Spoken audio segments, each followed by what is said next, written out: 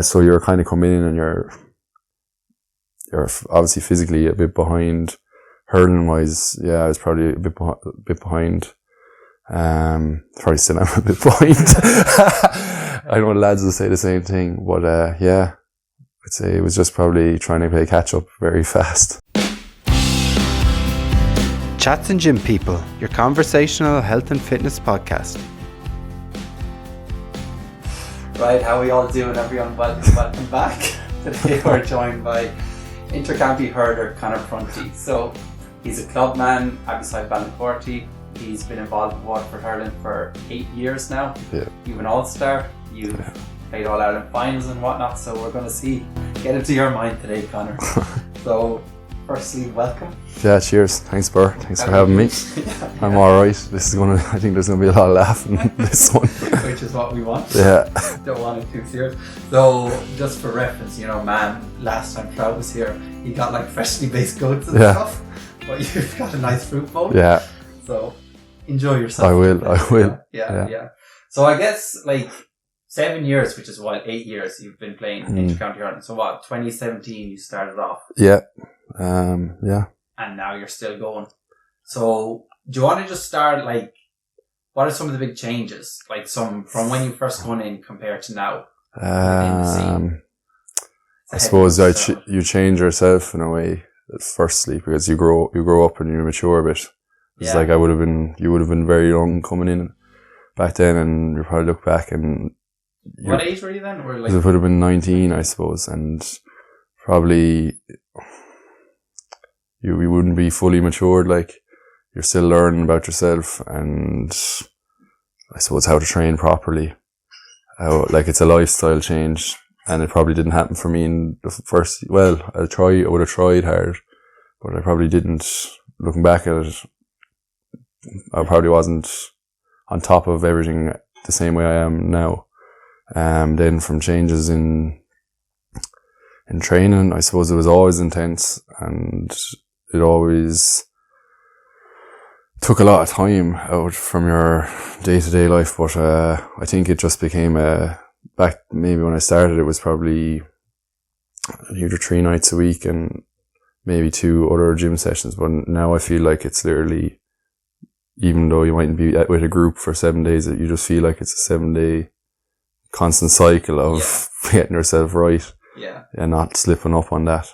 Yeah, because is there a lot of emphasis aside from your training days, gym days, recovery days? Yeah, you're always nearly doing, I think we're all the same, we're always nearly doing something, whether it's training day obviously or training gym day, but you'll have your recovery day where you're putting just probably as much time, an hour and a half and more into getting yourself right for your following day's training or the match day or whatever it is. Everything is nearly influenced by it. If you're nearly going to a mindset where every decision you make is probably based on what's going on at the weekend, whether you have a match or training on Friday evening or whatnot. Yeah, 100%. And what is some of the stuff you're doing on recovery days? Is it just... actually, one thing I probably would have done when I was younger was just not do anything. I would have gone to the pool maybe and just stayed on the couch for the day or something. But now I actually try to be a bit more active, go for a walk or, obviously you're going to the pool or swimming in the sea or the river but you're trying to be a bit more proactive about it. Just keep your body moving. Yeah, moving rather than just stiffening up. Although some days you really want to do that, but I think it's actually better just to get yourself moving again at a low level. 100%, yeah. You don't have a dog, do you? No. I like my own mind, though. I just go off on a walk on my own. Okay. AirPods in. We won't tell anyone you're walking, right? Yeah. That's dope, yeah.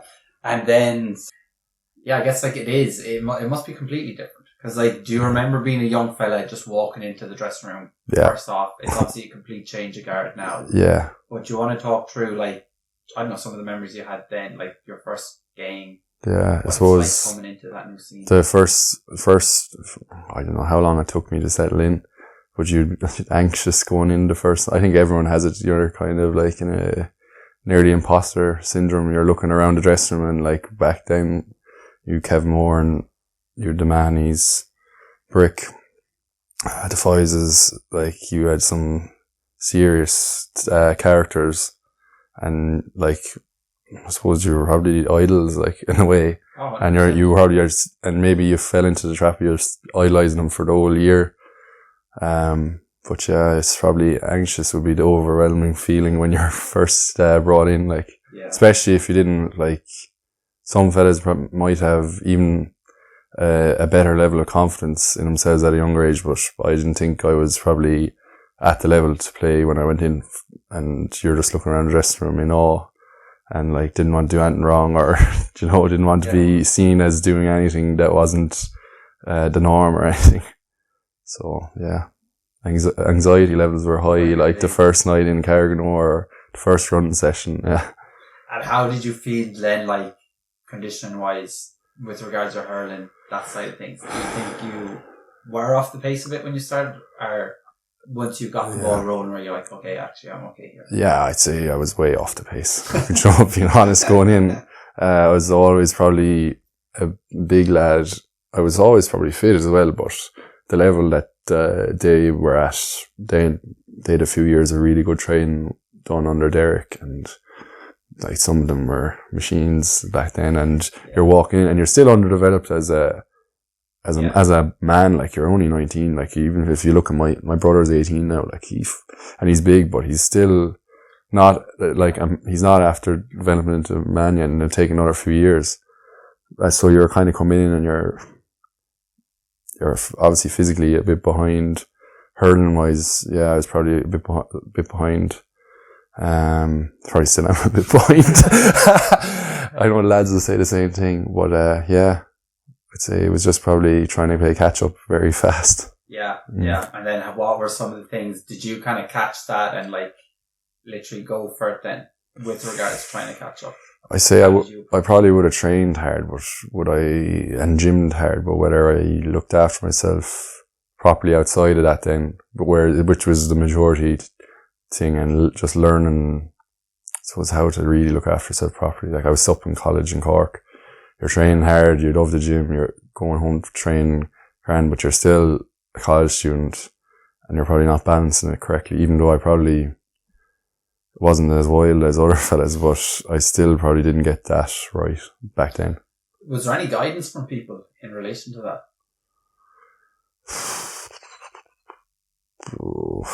I don't know. It was more just kind of, I guess as well, it wasn't as common knowledge back then either. Yeah. It's like now the like training systems, they've all developed so much. Yeah, I think you just, now I know what impacts my body.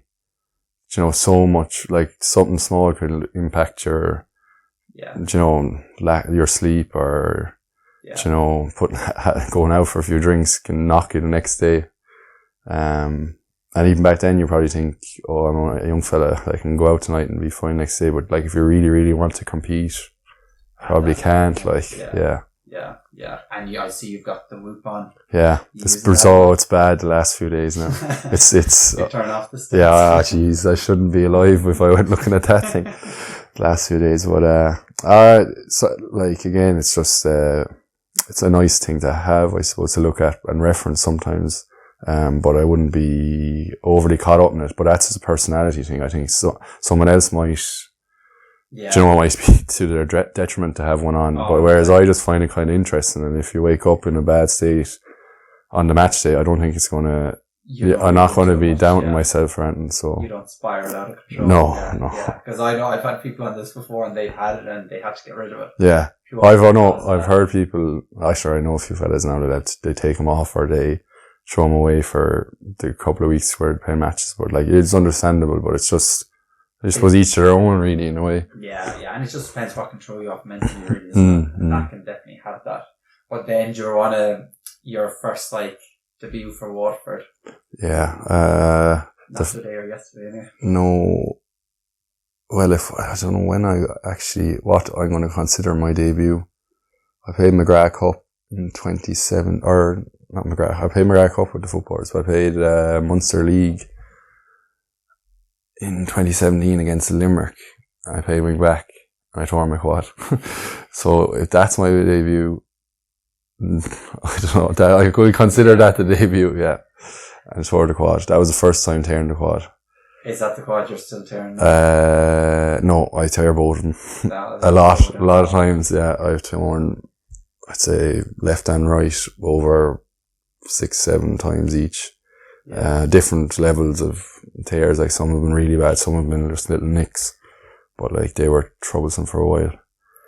And still are, like? Yeah, I suppose I nicked one again, early in the Tipperary game. But like, previous to that, I think we had got on top of him from physio-wise and rehab-wise, like, in fairness to our physio at Waterford, Michael O'Sullivan, really did a load of work with me individually, different gym program, kind of monitoring my metrics in training. And so the first year, in fairness, Davey did facilitate that as well, which is a big thing, that you had a manager that was like, right, not just he's had problems with quads the last few years, if we can just try to get on top of that and give himself a chance. So he would have given, I suppose, Michael and myself a bit of leeway to get myself right, you know. Yeah. So that helped a lot, because we went, I think we went from Davy's first year in, say, when we went back that year, I had a really bad quad tear. It was a grade 3C on the right side. So it was a 12-16 week job. And Sully just took me and hadn't any issues until the Tipperary game. Just the other day. Yeah. So whatever that is, about 18 months probably, which is unusual for me. So that's like one of your longest stints, nearly. Yeah. Well, like, I wasn't injury free. I had other injuries along the, like, I just see laughing at myself. But yeah, there was other injuries in between that, but it was the first, I'd say it was 18 months without a muscle tear, you know, which was just, it wasn't, I wasn't used to that. It's wild that that's just a normality too. Yeah, that I got used to it, Yeah. And how, like, so fucking around injuries and stuff, what do you think are, like, some of the key things are changing? I suppose, I'm more honest with myself. Do you know, if I feel like, right, I'm tired today and this is tight or something, I'll flag it with Sully and we'll manage it, rather than probably when I, like, it's just a maturity thing again that I would have gone, like, when I came in first, I suppose you're eager to make an impression, and then your body isn't ready probably to go to that level of training, and you're tight or your muscles are in bother and you're just pushing through, and eventually they will go pop. And that's what I learned. Whereas now, if I'm tight or feeling something, I know that, like, I can't go into a situation and train where I'm going to be going at full speed, or, you know, match situation where I'm going to be changing hard or really going up in the gears when it comes to speed, like. So we just manage that a bit. Yeah. I do feel though, with that, like, being younger and injuries, it is one of maturity and knowing it, but it's also the case you're obviously self-conscious of, if you flag that and say you can't train, you're not fully established with it and stuff like that. So you'd be obviously wary that, look, I could just get the chop here if I'm not playing like that. Because there was one girl, I did one with, like, Dave Gray, she's a rehab there, Mimi, her name is. Yeah. Oh, she's German. And what she's shocked about is, like, intercounty players and just GA players here, is that so many of them want to play just challenges as if they're, like, non-negotiable games. Yeah. And it's kind of that mentality of, like, you're trying to establish yourself and get your place in the team. So as it is obviously so competitive in those environments. Yeah. So you've kind of got the luxury now of, like, I don't know, being aware, but also being able to implement that more cautious side of it. Yeah.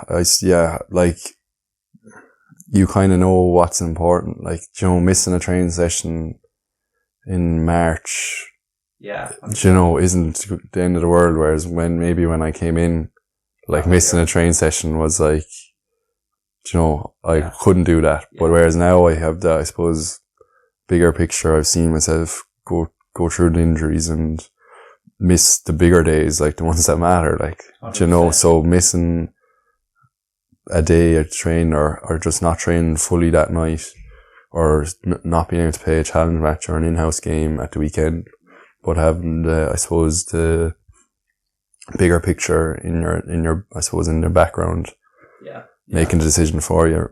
Yeah.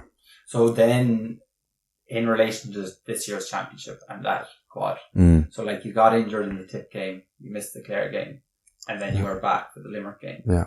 But in the Tip game, when you came off, what was kind of going through your head? Was it more a management thing, or were you more like, I just can't, if I keep going here, it's going to go? No, I knew it. Like, I know when I hurt myself, and in fairness, like, I just knew this is gone now, and I'm playing full back, and if they spray in ball here, I'm going to do more damage anyway, but bigger thing is I won't be able to actually defend, and like, you're inside the full back line, you're going to cost the team inside there if you're playing half-legged and not being able to sprint to the ball.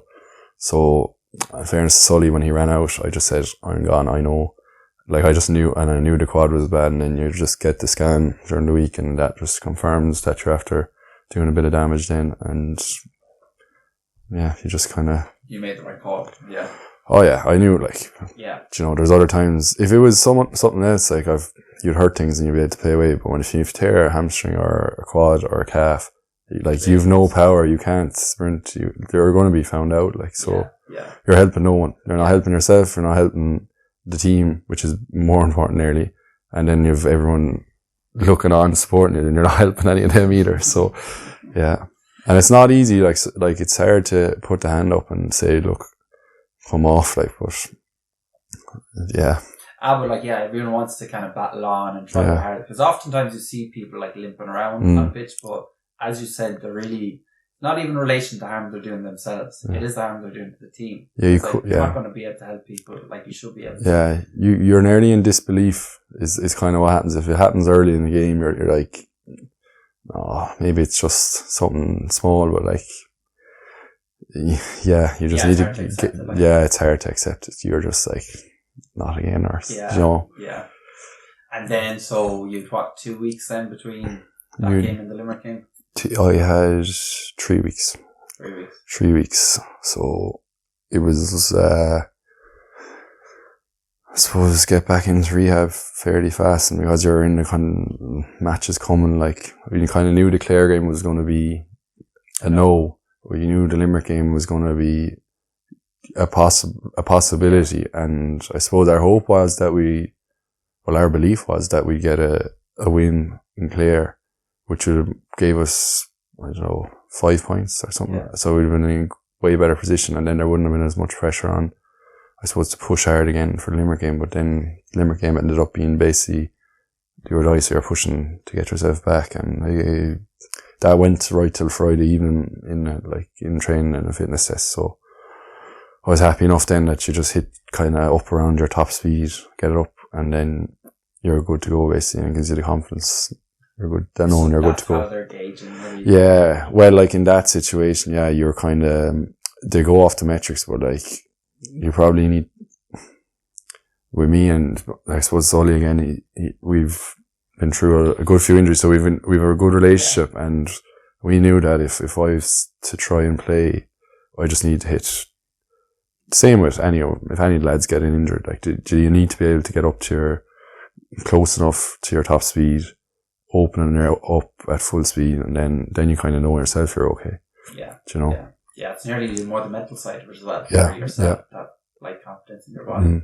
How, when you say metrics, are they just like weights you're moving and stuff? No, well, like, obviously there's metrics in the gym sometimes, but the GPS metrics, so it's just, you'll have, so it's for me, it's be the high speed run, sprint distance, and my top speed then. Okay. So, like, you'll be just trying to get that as close as you can. Yeah. From previous, and then if you're winning, like, I think 5% is kind of tolerance. If you get in within 5%, you're good to go basically. Yeah. So when do you hear fitness tests? That's kind of what they're looking at.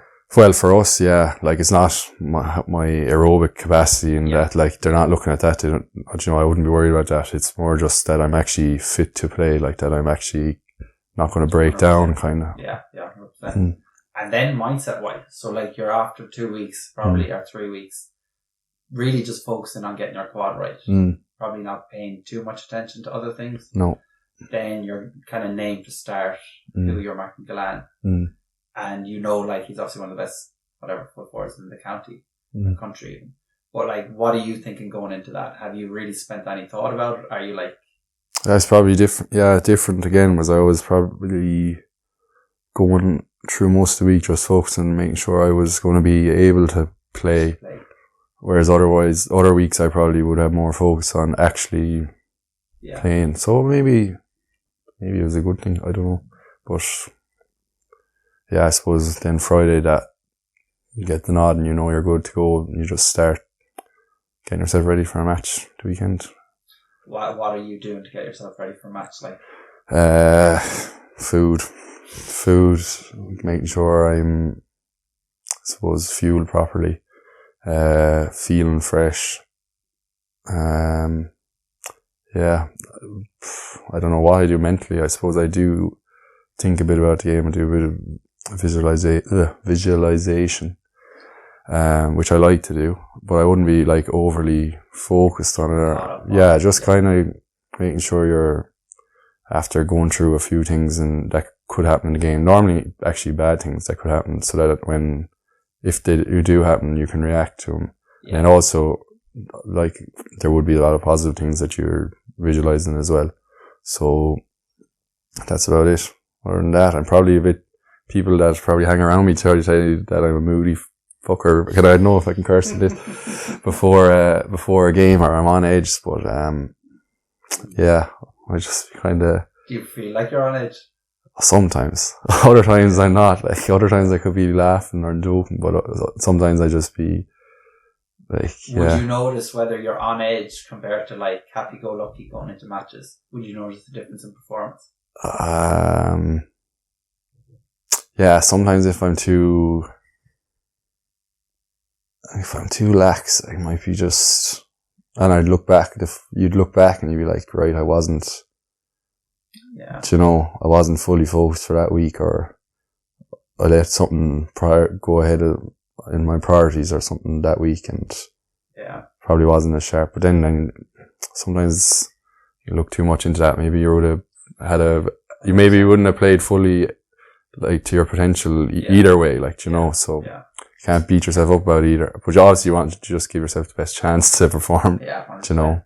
But like, you can get so caught up in all these, so many different variables. Oh, you can. But I just wonder as well, like, the amount of mental strain or, like, energy you can waste on just thinking of all how these different things come into match day. Yeah. And then you're actually coming to match day, and then you've already spent so much energy that then when it comes to playing, like, you're flat. Yeah. So it's really kind of being conscious of, I'd imagine, just managing your energy. Yeah. And actually that when you come, you can switch on when you need to switch on, and then you're, like, ready to go. But, like, because you're not just, don't want to be a bag of nerves going there, right? No. Yeah. The managing your energy throughout the week is probably crucial, like.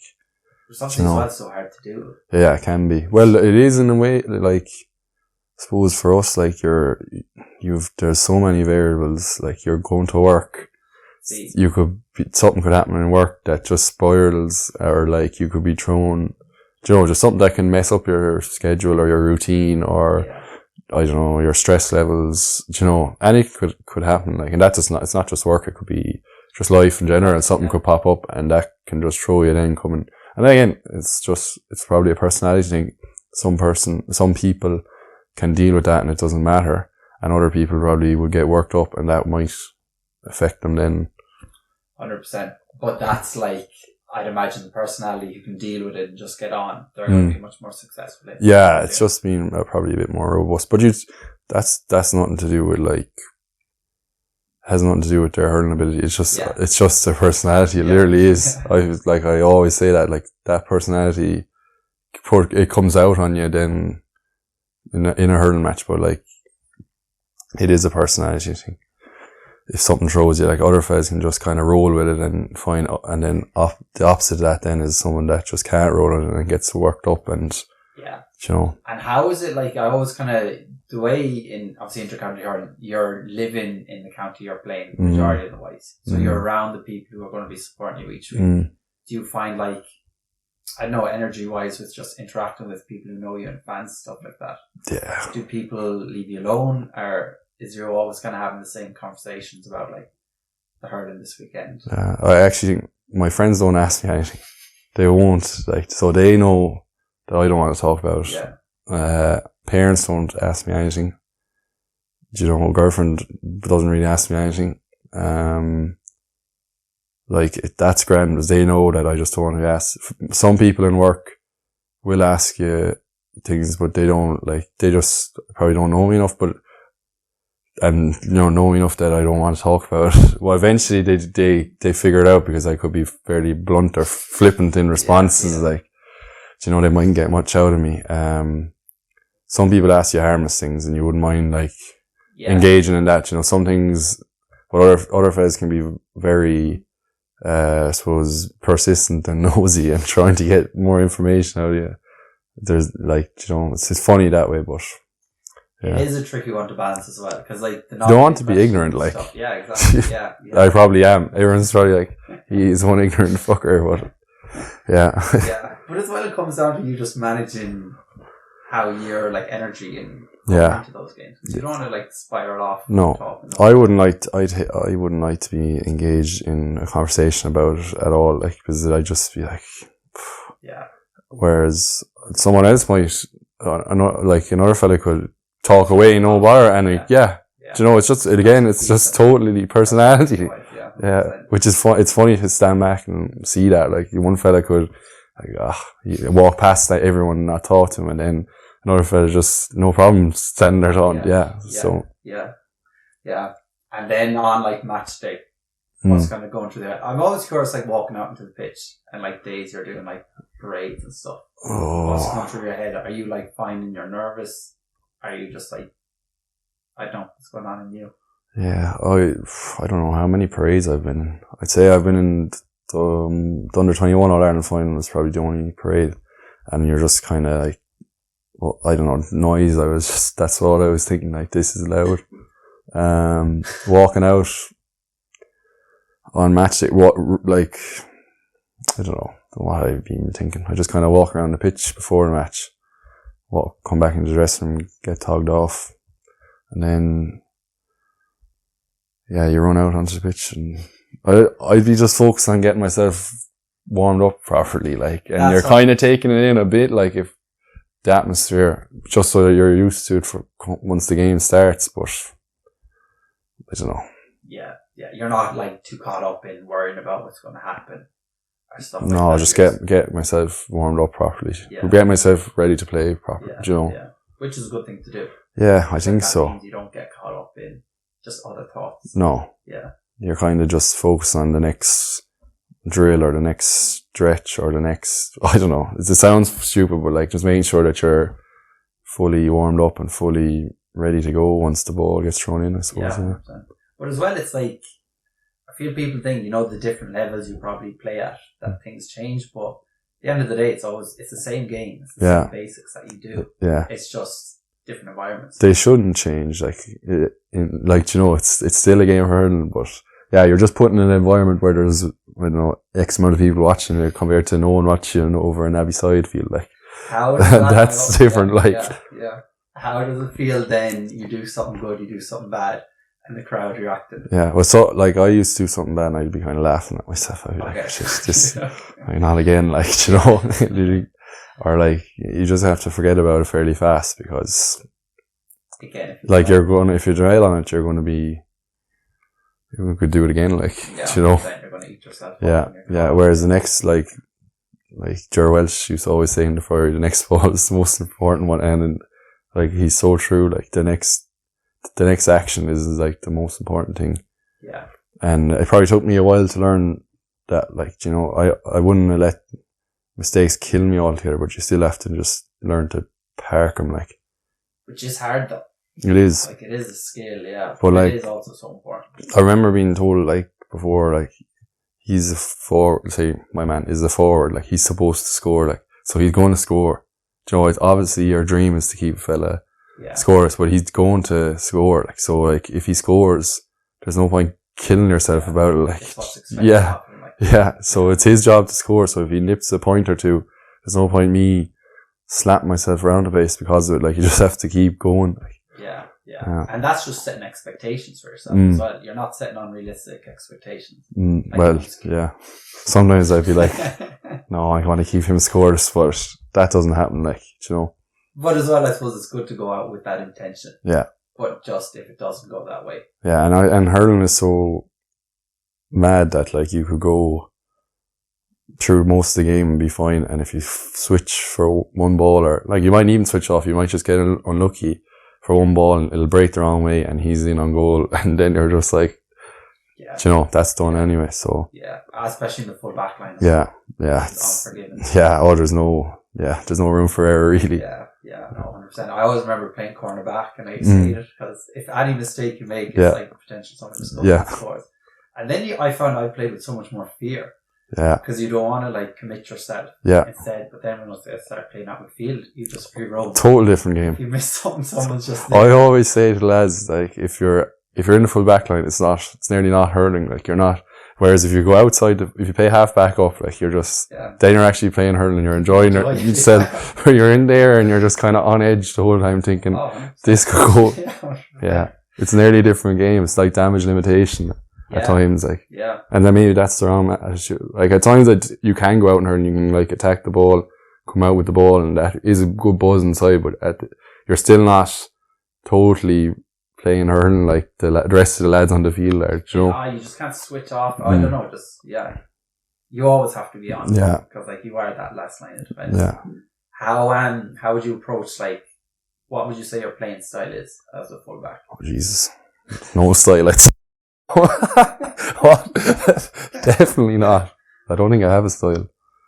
I don't know, I'd say keep it simple. That's, like, I don't try to do anything I can't do. I suppose I know my own capabilities, and I just play to the capabilities.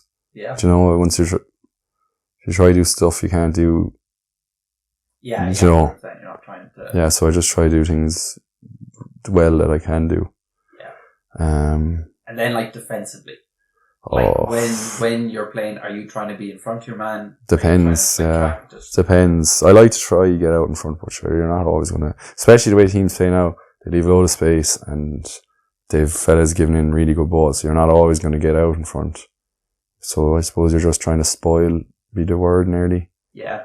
Or, like, I don't really care what it looks like, kinda, you can be ugly, like, and just, whatever way the ball doesn't land in his hand, like, I don't care, you know. Yeah.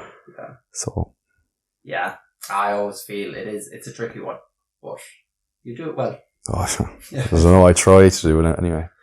Well, I always remember you're just so good at, like, defending. Yeah. Like, you're so big, but you're also incredibly sticky. Yeah. Like, you're well able to keep up with people and, like, just disrupt them. Yeah, I don't know. Yeah. I think it's just from being on edge, like, you have to be, like, knowing that you can't afford to not be sticky, or, you know, I can't afford to not be stuck to my man or close to my man or marking him tightly, because if I'm not doing that, I'm going to be opened up, like, you know, I have to be. Yeah, it's not a fear, but it's like I don't know how to describe it. It's just like I have to do it, or else you're going to be in trouble, like. Yeah, 100%. And then with regards to being over sticky. Oh, sometimes, How do you manage, like, fouling and stuff like that? Yeah, I think it's, I don't know. What do I think, Conor?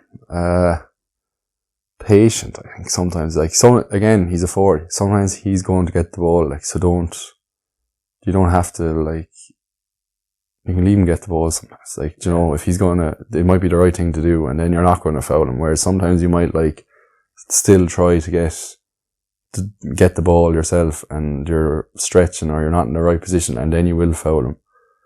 So there's probably, you'd hear fellas say patience in attack, but you probably have to have patience in the tackle as well to know when to actually go for the ball or when to actually engage him, or, you know. Yeah. Comes down to a lot of experience as well. You learn. Which you learn fast, because if you do it wrong in there, you're fucked. You're gone, so. Yeah. And then, so kind of more on the mentality side as well, like disappointments. Kind of this year obviously didn't go as you had planned. How do you, like, bounce back or, like, deal off the back end of this? I don't know. You don't get it better. I don't know. Yeah. It takes a couple of days, I think, for it to actually Fully hit. Like you kind of, I suppose you do what every other team does. You go drink for a few days, don't really, you're not thinking about it as much. Then, like, probably in a week or two's time, you're like, beginning to sit in, you're not going back training with the lads, you're probably missing the lads, but you don't see them as often as you would have. And then you start thinking about it, and then there's probably more games happening. So, like, 2 weeks' time, you're probably watching a Munster final or something, you're like, fuck's sake. Yeah. Do you know, and that you can go into, like, moments of, bad headspace, and you're just like, it's not, I don't know what way I'd be thinking. I just be like, you know, all the time and train, and then you're sitting there watching on where you want to be playing. Yeah. You know? Yeah. But like, you're obviously super competitive as well. And you obviously have the expectation that you're going to be in and around there. So when it doesn't, it's not going to be easy. Yeah. No. Definitely. But it is, I suppose, just not getting too sucked in by that, like, because you can't change it. No. It's done, like, you know, it's life. It is life. Like, you just have to get on with it, like, you know. Yeah. The focus changes to something else, like, that's basically what happens, like, isn't it? 100%. Yeah, 100%. So what's it like being an Intercounty hurley, like, a week? What would it be like in season? A normal week. I suppose Monday you go to the gym. Tuesday is a pitch session. Wednesday, I like to do my second gym on a Wednesday morning then. When you're going gym, what kind of sessions are they? Well, for the lads, they do, like, obviously your hypertrophy phase, and then they go into strength and they progress along. Whereas I probably don't need as much hypertrophy. Yeah. I probably, I'm saying I'm fucking huge. That's what I'm saying, bro. I'm too heavy is what I am, on the wrong side of the scales. That's what they're all thinking now. But yeah, for me, it's just, I work with Sully. So, I get my rehab. I just try to be on top of from here down, basically make sure my legs are in good shape. And then Johnny Matthews, our S&C, will give me some upper body to do, which is just, for me, would be very, I suppose, just compound lifts, just strength, not high reps. You know, I don't want to put on any mass, but just be strong enough. And then it goes into power phase. So you must be moving serious weight, are you? No, I'm actually not. Compared to, well, like, I'm alright, like, but there's some fellas are crazy, like, inside the gym, like, so Mark Fitz, is a pig. Yeah. Michael Kiley, Tig. Yeah. Do you know, even at any of the, I suppose they're big lads, but then you have, like, geez, I suppose I have to, if I don't mention Monty here, he'll kill me. So I better mention him. He's okay. He's getting there. And then, like, you've smaller fellas then, like Darlines, like Ken Shift, Serious, Barn, do you know? And even, like, to say to two Fitzgeralds from Kinross, they are seriously strong. Yeah. And it's actually incredible to see when they're, you know, small as, but they're shifting serious weight, like. Yeah.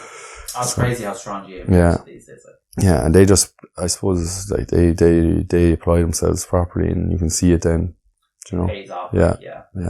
I'll just learn it. And then what sort of rehab stuff? Is it all just like kind of most of the stuff was just like, leg strengthening, and not overdoing it either. That was kind of our, you know, just making sure I'm hitting what I need to hit in a week, and then, like, being on top of it. Like, it's great. It's not too bad. Like, I actually enjoy it. I enjoy doing that. You know, I don't really want to do all the hypertrophy stuff that lads are doing. But it's a return as well. Yeah. It's like you're doing the stuff that, like. It's like, it's the right thing for me, like, you know. Yeah, like, it's grand being as strong as whatever, but if you can't stay injured. Yeah. Well, sure, I don't know. I'm always injured then, so yeah. But You're not giving yourself the best chance to stay injured. Yeah, exactly, Yeah, it's like, so then that's 2 days. That's you're working, obviously. You're working, so, but it's grand, like, once you're organised, I find it's fine. Like, once I try to do the gym in the morning before work, because then I have my evening off, and I can, like, either get my food ready for the week, or go to the pool, or I don't know, just relax, go to bed early. But I'm not, I hate having to go to the gym after work. It's tough. I'm a morning guy, like, so I'd get up I'd rather go before work. What time is before work then? Like, probably be in the gym at 6 or 6:15. Yeah. And then be out and then head to work. I'd much, like, some people think you're mad, but I actually just prefer to have it out of the way.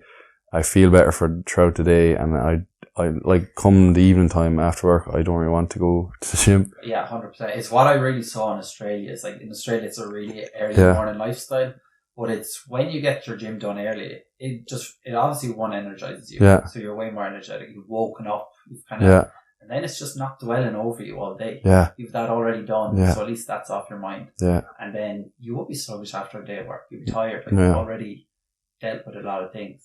So to have to force yourself to go to the gym. And I find when I go gym late, I'm so awake when I try to sleep. Yeah. I can just be lying awake. Yeah, you can be, I can't sleep as well. So I'm behind you on that. Yeah, so I just much prefer Monday morning gym session, Tuesday evening pitch session. Then, like, depends how hard the pitch session is on a Tuesday. And I try to do the gym again on a Wednesday morning. But if that was really hard, a heavy session on Wednesday or Tuesday evening, I'd just leave it go to after work, which I hate. As I said, Thursday's off then. So that's a day where you try to freshen up. Friday, train again. Saturday, probably can vary between going to the gym and just spinning out the legs, or just going to the pool or something. And then you probably have a heavy training or a match on a Sunday. And then on those pitch days, like, what sort of running, if they're intense?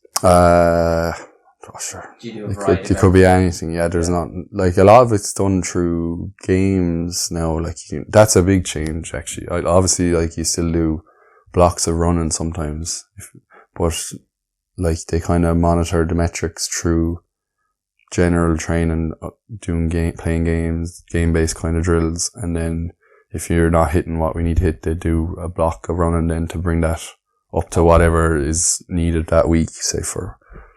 Yeah, that's a good change though. Yeah, it's a lot easier, because you're hitting your metrics through hurling rather than just constantly running. Yeah. And not that I'm not against constantly running, but it's just, I think. Like, you're there to hurl. Yeah. Well. Yeah. And I was fine with that, like, straight line running and long runs. Like, you're not doing that in a pitch really at all. No. So, like, you need those game scenarios because it's the stopping and starting. That's the real fitness. I always remember that, like, that square tackling drill. Yeah. It's just absolutely bollocks. Yeah. But that's so replicable again.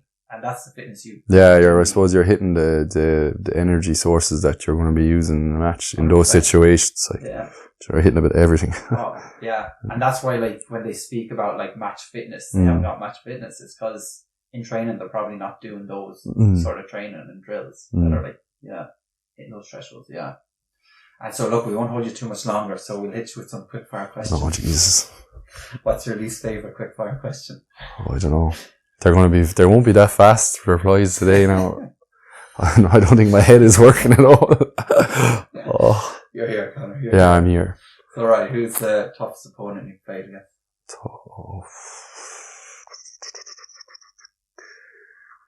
Galan. And when you're thinking, like, just club scene? Club scene, Waterford. Yeah.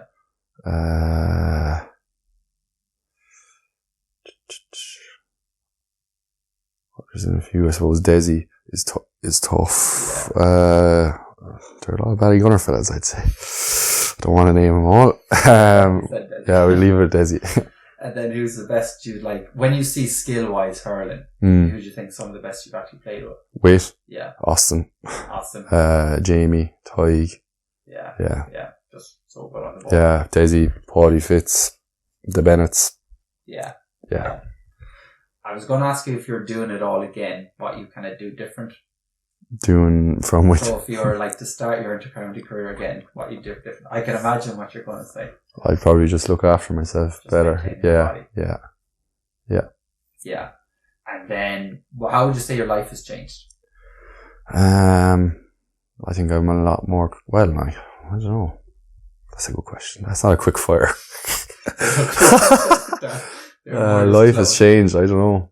So as I matured a bit, I always thought I was probably sensible enough anyway. Like, I wouldn't have said I was. I think you were kind of, I always remember you were giddy, but you were always grounded. Yeah, you always kind of know when you can mess. Yeah, I would say that about myself. Yeah. I think that's still the same, but probably just, I don't know what's changed. Probably grown up. Have you, how tall are you now? Man, you seem so much taller when you walked in. Yeah, I was 6'5". So. Were you always 6'5"? I can't remember what I was when I was 18 or so. Before they had you down at 6'4". Yeah, no, 6'5" anyway, with the measuring tape and work. So, I'm not sure what. Not sure. Yeah. I'd say I would have been always up around when I was 18 or 19, probably it was close enough to this. Yeah. One thing I'm actually always curious about you. Did you ever think of playing AFL? No. I remember we played an Aussie Rules team when we were under 16 with Abbey Side. Yeah. And one of them stayed in our house. Everyone had to take one in. It was actually a great experience over at Abbey Side playing Aussie Rules. So one half was Gaelic football and one half was Aussie Rules with the ball. Yeah, it was enjoyable. Like, because I was playing rugby at the time as well, so I had a kind of. I had a bit, tackling, but it was fun. But no, I never really thought about it. No, yeah. So I always thought you so remember you playing for Waterford football and like you were class, but like you're super athletic and then you're just so tall, man. Yeah. So I feel for Aussie Rules you would have been a fit. Yeah, I wouldn't have been able to kick the ball though, because the quads would have just acted up fairly fast. Yeah. And then a career highlight. Oh, career highlight.